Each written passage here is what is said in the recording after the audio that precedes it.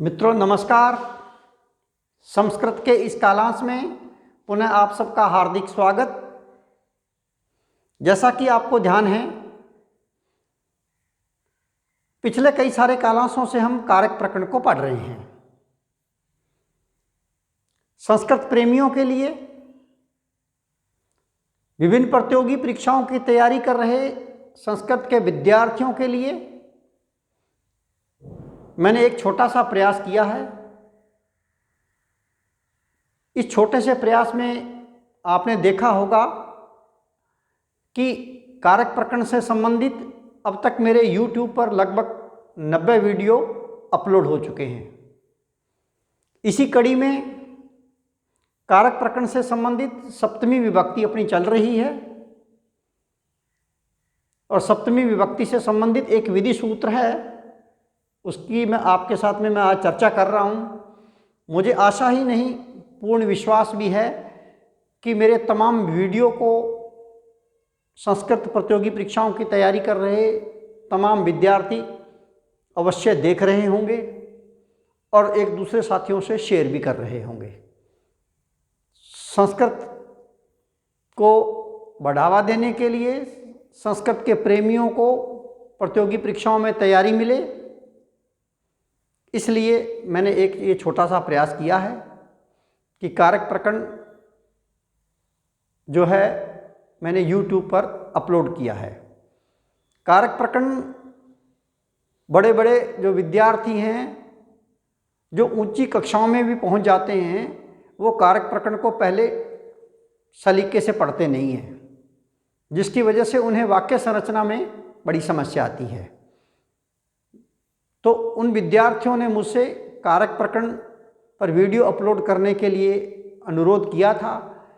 इसी क्रम में मैंने ये तमाम वीडियो आपके लिए YouTube पर अपलोड किए हैं। इसी कड़ी में आज सप्तमी विभक्ति से संबंधित एक विधि सूत्र है मित्रों, वह विधि सूत्र मैं आपके साथ में शेयर कर रहा हूँ। विधि सूत्र है सप्तमी पंचम्यों कारक मध्य। विधि सूत्र है सप्तमी पंचम्यों कारक मध्य। आओ देखते हैं वह विधि सूत्र क्या कह रहा है। इसका भावार्थ है कि दो कारक शक्तियों के मध्य, कारक मध्य, दो कारक शक्तियों के मध्य जो कालवाची और मार्गवाची शब्द हों, कौन, चाहे वह कालवाची शब्द हो चाहे वह मार्गवाची शब्द हो।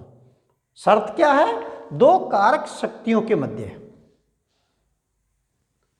यदि कालवाची और मार्गवाची शब्द हों तो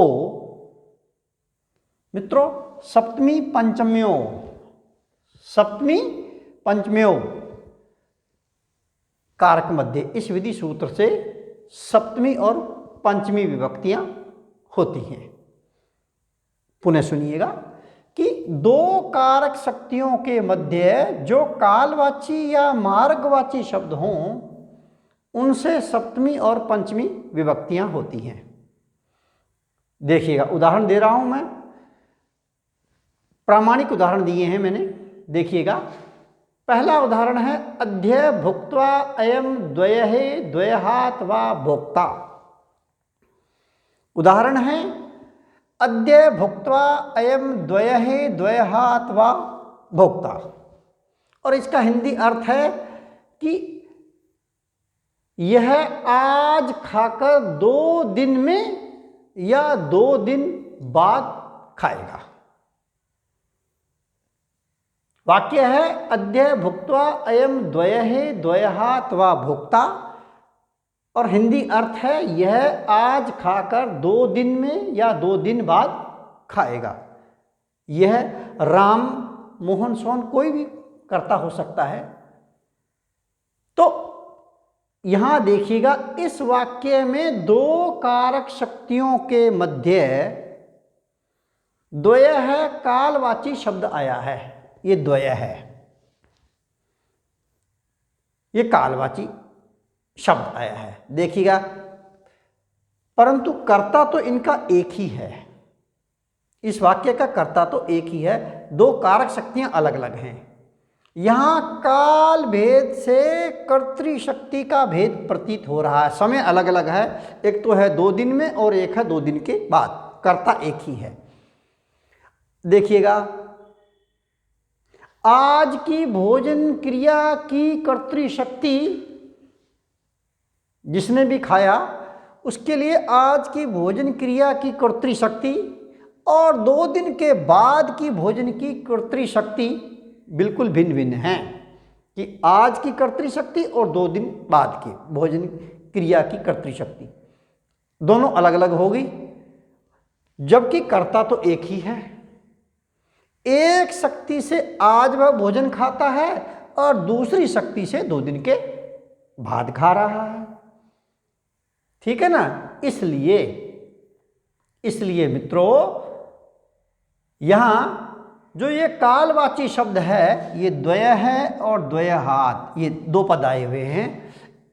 तो द्वय है शब्द से, द्वय है कालवाची जो शब्द आया है, इस द्वय है कालवाची शब्द से सप्तमी पंचमियों कारक मध्य इस विधि सूत्र द्वारा सप्तमी विभक्ति हुई।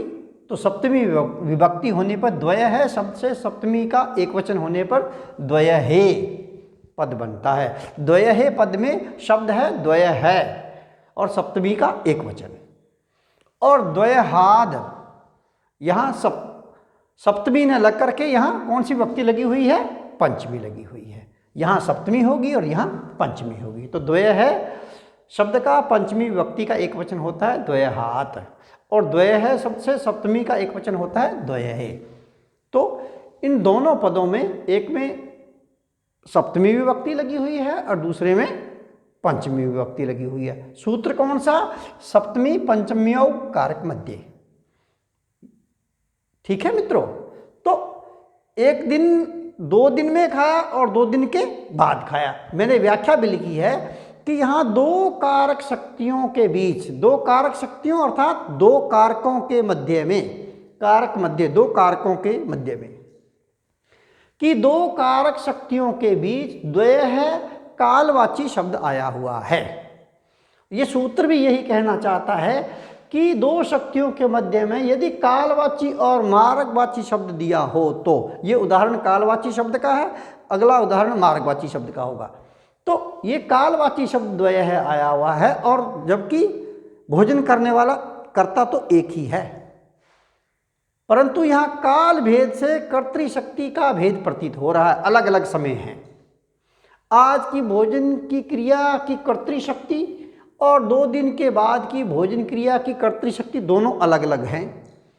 एक शक्ति से वह आज भोजन खा रहा है और दूसरी शक्ति से 2 दिन के बाद खा रहा है, और यही यह सूत्र कहना चाहता है। इसलिए इस विधि सूत्र से सप्तमी पंचम्यों इस कारक मध्य इस विधि सूत्र से द्वय है शब्द के साथ में सप्तमी विभक्ति और द्वयहाद पद में पंचमी विभक्ति लगी हुई है। एक और उदाहरण देखिएगा। इहस्थो अयम क्रोशे क्रोशाद्वा लक्ष्यम विद्येत। क्या वाक्य है? इहस्थो अयम क्रोशे क्रोशात् वा लक्ष्यम विद्येत। क्या हिंदी अर्थ हुआ कि यहाँ बैठे बैठे यह व्यक्ति, मोहन सोहन जो भी, राम जो भी हो, यह कोष पर, एक कोष पर और एक कोष के बाद के लक्ष्य को भेद सकता है। एक तो है एक कोष तक और एक है एक कोष के बाद। दोनों में अंतर आ गया। किसका? मार्गवाची शब्द का वाक्य में प्रयोग हुआ है, दूरी का अंतर है।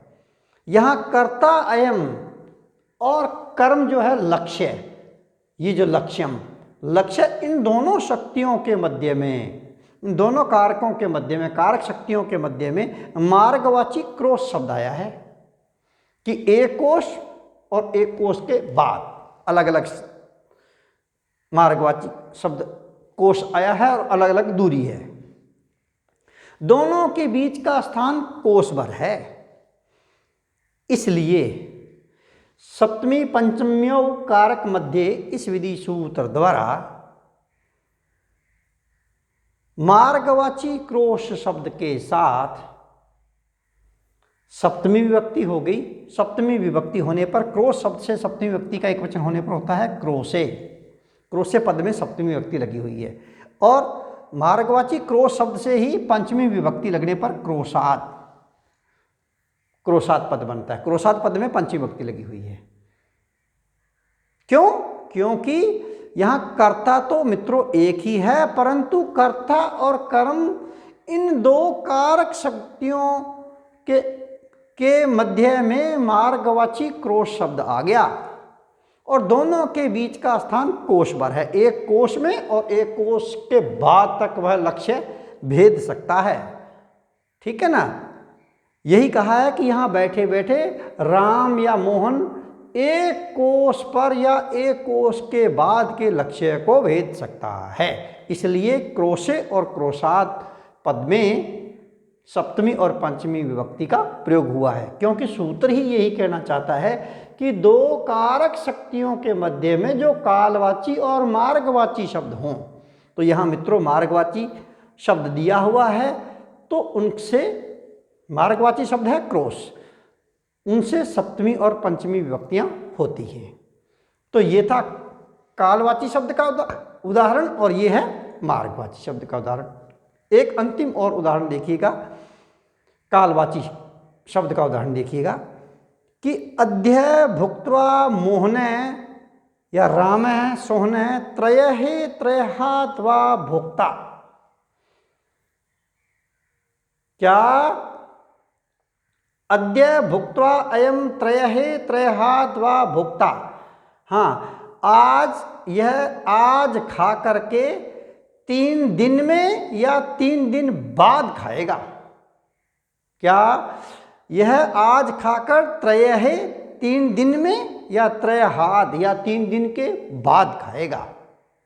ये यहाँ पर आप देख रहे हैं कालवाचिक शब्द है त्रय है और दो कारक शक्तियों के मध्य में प्रयुक्त हुआ है कि एक तो है 3 दिन में और एक है 3 दिन के बाद। कालवाची जो समय का अंतर आ रहा है 3 दिन में और 3 दिन के बाद, यद्यपि कर्ता तो वाक्य में एक ही है। इसलिए उक्त विधि सूत्र से त्रयहे पद में सप्तमी विभक्ति लगी है और त्रयहात पद में पंचमी विभक्ति लगी है और हिंदी अर्थ बन गया कि यह आज खा करके त्रयहे 3 दिन में और त्रयहा 3 दिन बाद खाएगा। यही यह सूत्र कह रहा था। अगले क्लास में मैं मित्रों आपके साथ में कारक प्रकरण से संबंधित नया सूत्र लेकर के मैं पुनः मिलता हूँ आप लोगों से। तब तक के लिए वंदे मातरम।